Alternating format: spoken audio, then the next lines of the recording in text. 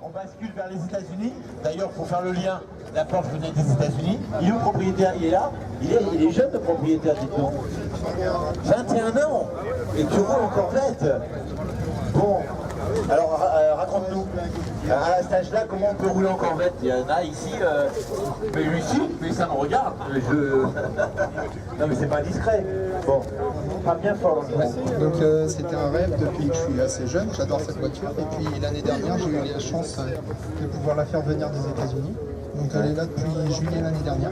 Depuis juillet l'année dernière, des États-Unis. Ouais. Et ça et là, tu roules pour la première fois avec? Alors, enfin, j'ai fait quelques petites sorties, pas totalement. Ouais. C'est la première fois qu'elle roule avec cette voiture. C'est compliqué de faire venir justement une voiture des États-Unis et d'immatriculer. Non, bah enfin tant qu'elle est en collection, ça va parce qu'on n'a pas de... Carte grise collection. Ouais, carte grise collection, ça va. Ouais. Sinon, les plus jeunes, il faut qu'elles passent aux mines et donc c'est très cher. Ouais, c'est pas très cher. La drire. Ouais. Voilà. Donc, eh ben, elle roule, elle est magnifique, c'est sa couleur d'origine? Ouais, c'est sa couleur d'origine. Quelle année? 80.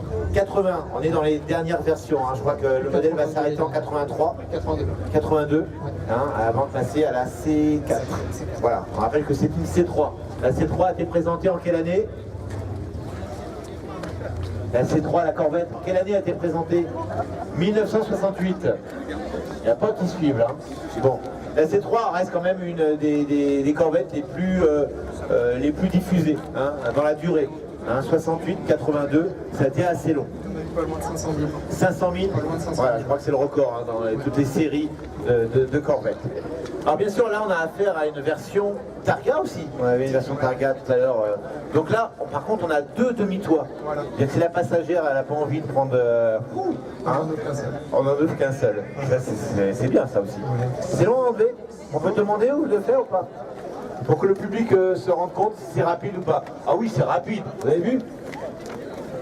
T'as pas intérêt à oublier de le verrouiller parce qu'il s'envole. Mais comme James Bond, là, le siège éjectable, ça part. Et donc, il reste un T au milieu en fait. Une fois que les deux sont enlevés, il reste quand même On va perdre la rigidité de la voiture. Voilà, la rigidité du pare-brise surtout, hein, qui est assez quand même important. On va laisser remettre le demi-toit. Ce qui est original aussi, c'est les essuie-glaces, on les voit pas. Hein, ils sont, comment on dit, capotés, carénés, voilà. Ils sont protégés, donc au niveau du flux d'air, hein, ça améliore le flux d'air, le CX, comme on dit. Je te rends le micro. Alors, c'est quelle version? Parce que moi, je m'y perds dans les versions. Déjà, après 73-74, les moteurs aux États-Unis, à cause des normes, ils sont dégonflés. Ouais. Donc on arrive à des Corvettes un peu molles. Bah, il y avait les lead blocks qui étaient en 7 litres 4 et puis après 7 litres 4, c'est vrai, c'était énorme. Ils sont restés qu'avec des 5 litres 7. Et à cette époque-là, il y avait la version L48 qui faisait 190 chevaux et celle-là, c'est la L82 qui en fait 228. 228, donc c'est le modèle déjà le plus performant. Ouais, c'était la version performance au niveau moteur. D'accord. Et bien, puisqu'on parle du moteur, on va le regarder. C'est sa couleur d'origine? Ouais. On parlait de jaune citron tout à l'heure pour la Porsche, hein, qui devait être comme ça à l'origine. Ben voilà, on a une idée. Voilà ce gros V8, je te le rends. Donc, qui fait combien de chevaux, tu m'as dit? 228. 228 chevaux. Le poids de la voiture, tu le connais? Une tonne 6. Ça fait quand même lourd, hein, pour un coupé de place. Ouais. Les Corvettes, on sait, n'ont jamais été... Pourtant, la voiture est en... Je sais qu'elle est d'aluminium. Elle est en plastique. Et c'était les premiers à faire des voitures de grande série en plastique, en polyester. C'était les premiers, en 53. Que la Corvette, je vous rappelle, a été sortie en 1953. C'était les premiers. Et ça dure toujours. Est-ce qu'on est rendu à la C7 maintenant? C7, voilà.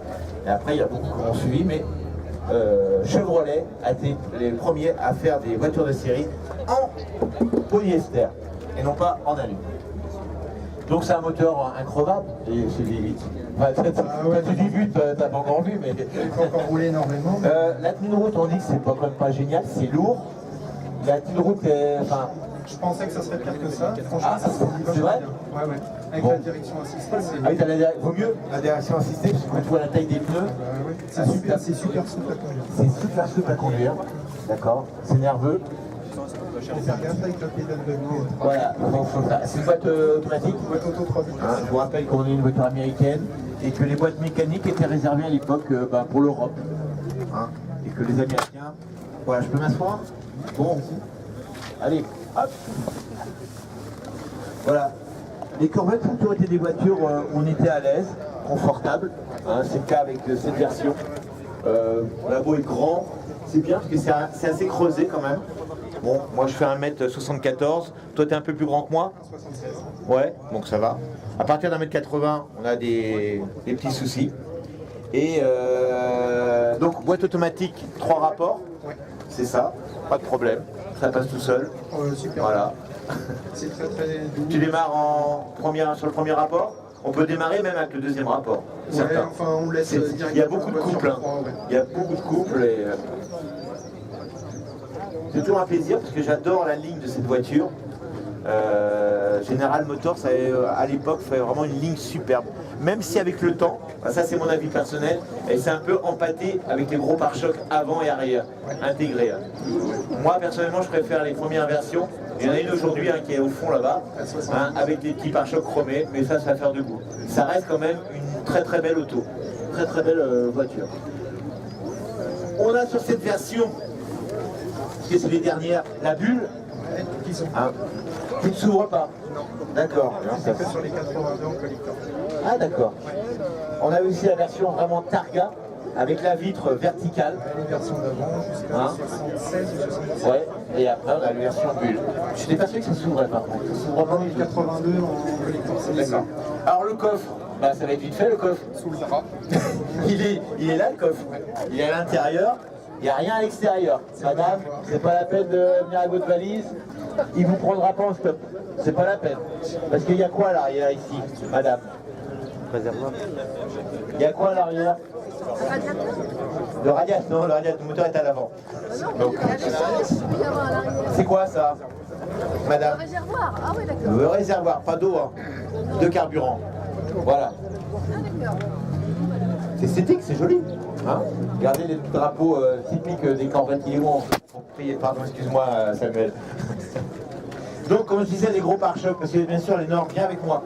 Les normes, bien sûr, évoluent aux États-Unis, on en parlait tout à l'heure, hein, ils ont été les premiers, les Américains, à faire des normes extrêmement dures pour les constructeurs. Et donc ces pare-chocs qui étaient chromés au départ, très fins, parce qu'on avait un arrière à l'époque, on le voit bien, qui était droit comme ça. Et on a fait ces gros pare-chocs qui absorbent, pare-chocs absorbants. Et qui ne sont pas laids finalement, hein, qui sont assez bien intégrés à la voiture, qui sont peints, et on s'est habitué. C'est vrai qu'au début, ça a un peu choqué. Et à l'avant, on a la même chose, les gros pare-chocs intégrés à la carrosserie, pardon. Voilà, et là c'est encore même mieux, avec le spoiler intégré, et là c'est assez esthétique. Un nez bien pointu. On a des élargisseurs aussi. C'est d'origine, non? C'est d'origine.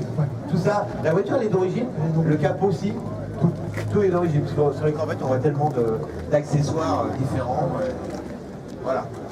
Une voiture comme ça, dont tu viens d'acheter, ça vaut combien pour ceux qui veulent s'en acheter? Madame là-bas qui nous regarde, ça lui plairait, elle voudrait s'en acheter une. Combien ça vaut? On doit les faire entre 20 et 25 000 euros. 20 et 25 000 euros. D'accord. Ça c'est la cote pour une voiture américaine? En France? Non, en France, c'est à peu près ce prix-là. C'est en France après, voilà. Après, si on des versions un peu plus anciennes, Les 68, 72. là ça monte. Et Et c'est un cabriolet, alors là, ça flambe, bien sûr.